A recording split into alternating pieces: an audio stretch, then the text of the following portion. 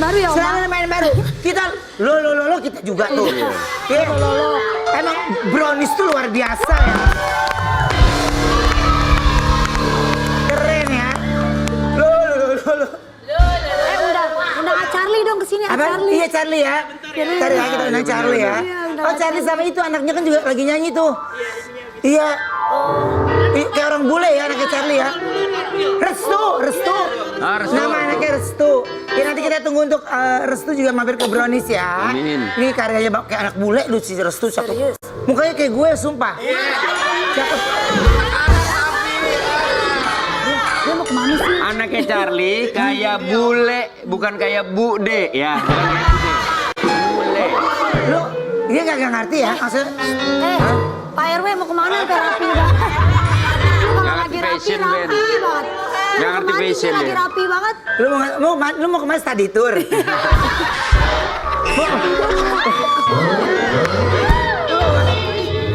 Jangan tanya gua. Jangan tanya gua. Ya I like it. Ini gua I like it. Like it? Apa sih ini? I like it. Aku mau. Karena kan badan aku tebal ya. Iya betul. Jangan tanya aku mau kemana. Aku mau rapat RT. Aku mau cari. Soalnya aku cari yang kayak punya gitu. Aku mau cari baju yang kayak foto aku gitu tuh. Aku mau lihat. Bukan dong, bukan dong. Oma, Wendy besok lu pakai yang crop top gitu dong, keren. Boleh. Yuk, Mama. Ya baru kayak gue baru TikTok udah make gitu. Banyak aturan Yuk. Oh iya nih, jangan terlalu banyak aturan. Oh, tahu. Fashion kan bebas ya, Res. Iya. Judul. Untuk judul hari ini. Oke. Judulnya adalah Insya Allah wahai manusia, jika dirimu bernoda, dunia hanya untuk malu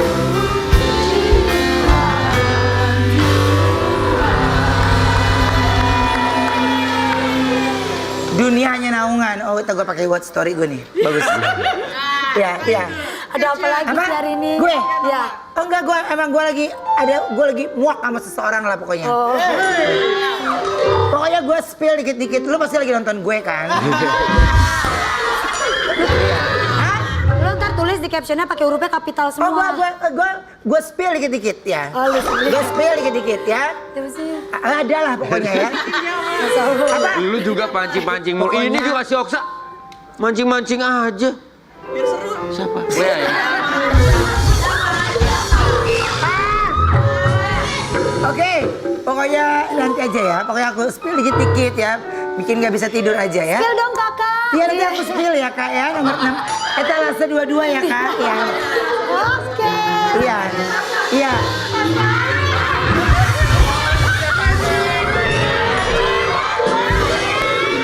Pas.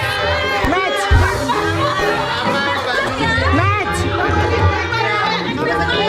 Dulu Adin, Tadi Adin. Match banget. Match banget pas. Cuma pas masukin lumayan tajam ya ke kepala Jangan ya. dong sampai segmen. Oh iya, darah nggak jalan lu Wen. Ntar pas dibuka segmen 4 kepala lu darah lu udah numpuk di sini nih. Astagfirullahaladzim. Kayak My Bart Simpson. Aduh. Kok tajam? Udah pakai kan ntar sore suka hujan. Lu jadi begitu aja terus jalan.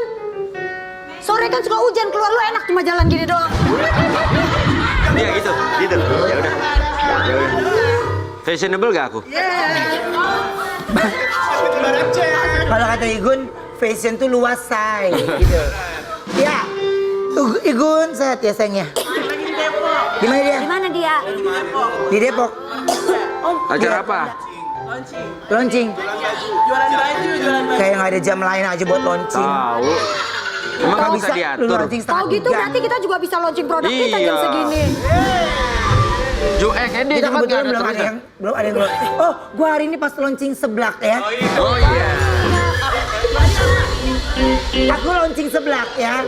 Ya nanti aku kirimkan sekarang nggak bagus ya. Kok nggak launching sekarang? Maksudnya izin aja. Gak ada, udah seblaknya murah masa gua bagi-bagi lagi. Ya, udah.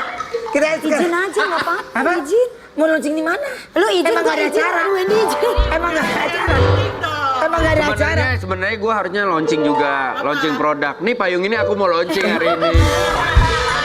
Tapi karena nggak diizinin ya udah. Tapi kalau ngomong-ngomong tentang hari ini ya, kita harus nonton memang yang Brownies tuh setiap harinya selalu mendatangkan sosok-sosok inspiratif. Alhamdulillah ya. Sebenarnya gini, kalau orang-orang yang viral, kok viral sih yang kayak gini diundang? Bukan. Mereka punya dengan caranya masing-masing. Tergantung kita secara tontonan. Sama kayak bintang tamu kita yang satu ini adalah seorang preman yang kini hijrah menjadi seorang pendakwah. Ya, ini benar-benar harus kita dengarkan baik-baik ceritanya. Siapa sih? Kita lihat dulu tayangannya yuk. Ini dia. Kita panggil langsung ini dia, Ronnie Bodax.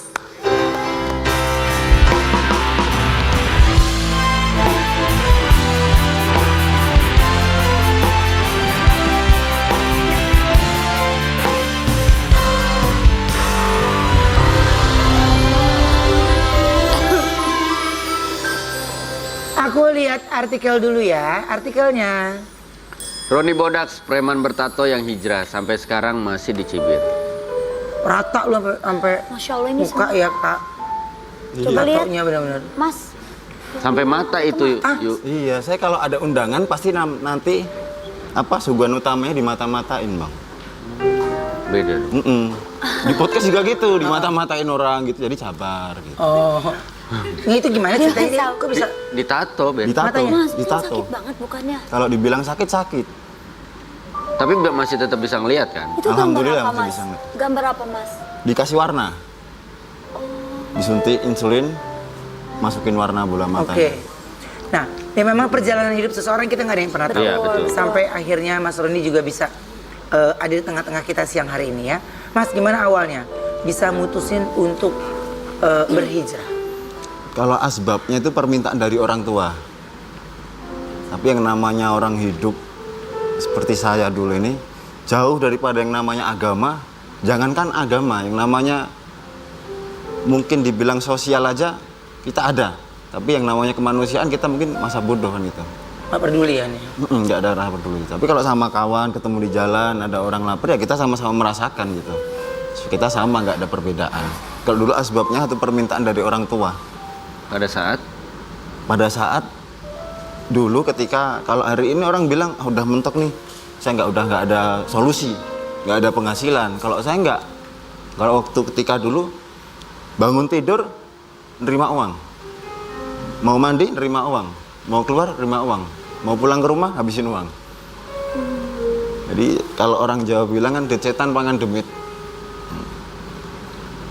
Nah, sampai akhirnya satu permintaan ibu itu, Mas Ronnie ketika ibu masih di Jakarta setelah bapak almarhum, ibu minta Mas Ronnie untuk sholat lagi sama ngaji.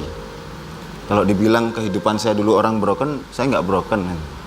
Keluarga saya utuh, orang bapak ibu utuh semua.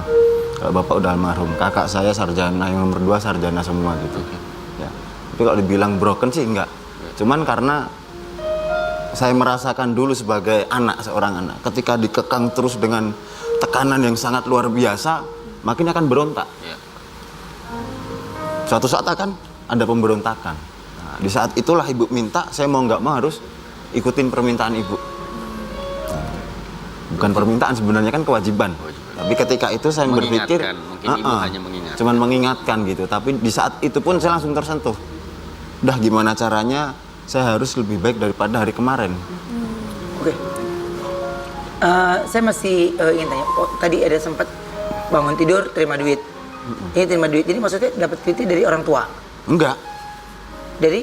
Jualan beraneka ragam, warna-warni pelangi gitu. Oke. Tapi gini, sampai sekarang ini Mas Ronnie sendiri masih mendapatkan cibiran, ya. Cibiran apa yang bikin kamu sakit hati dan sampai sekarang masih diingat?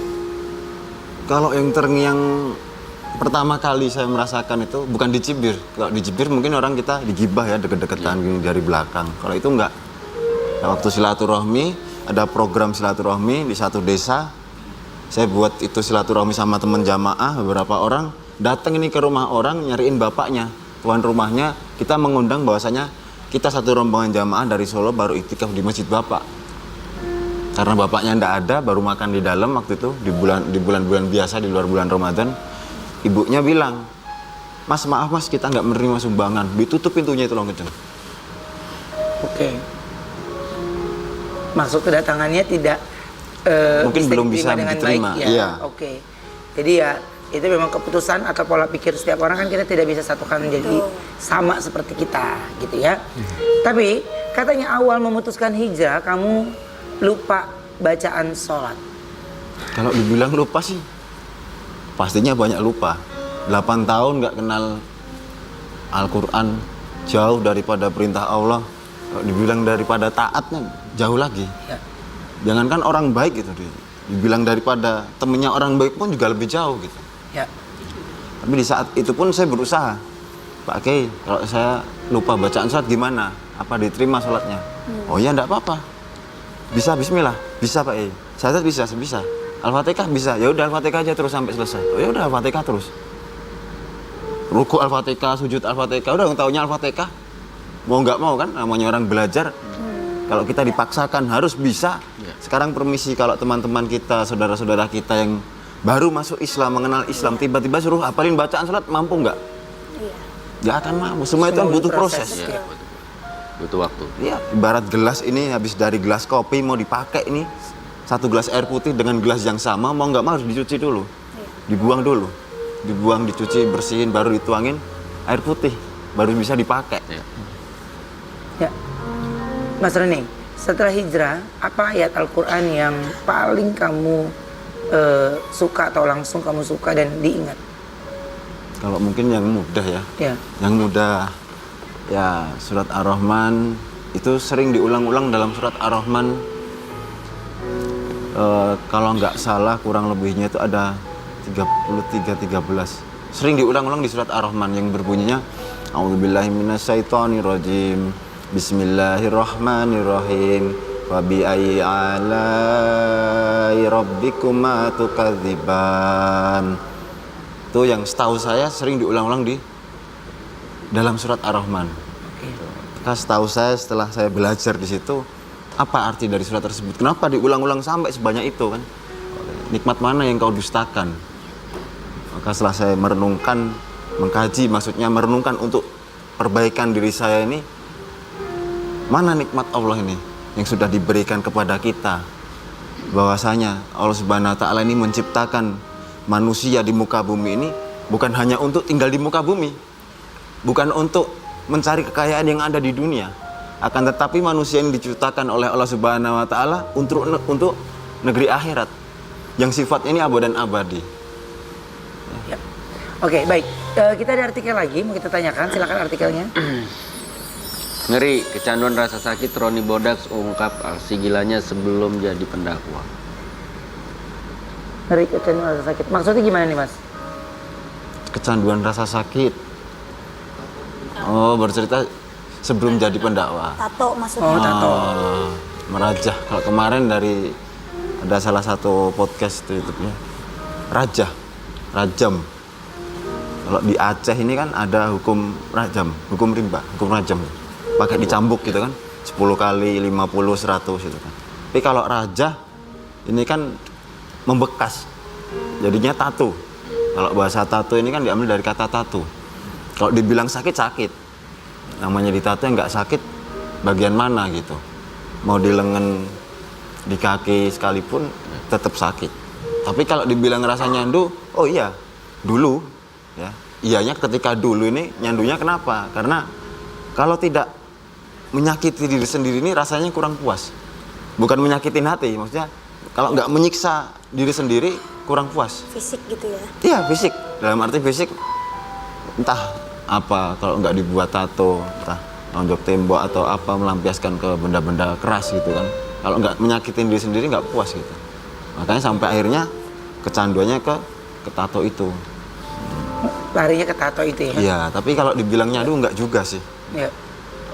Karena pada saat itu ya memang mungkin masih dianggap keren sekali, dua kali. Nggak ada berpikir nanti bagaimana ke depannya. Iya. Nggak nanti udah besar bagaimana, setelah dewasa, berkeluarga, mempunyai anak, mempunyai istri, ada keluarga, mertua dan sebagainya. Nggak berpikir sampai segitu.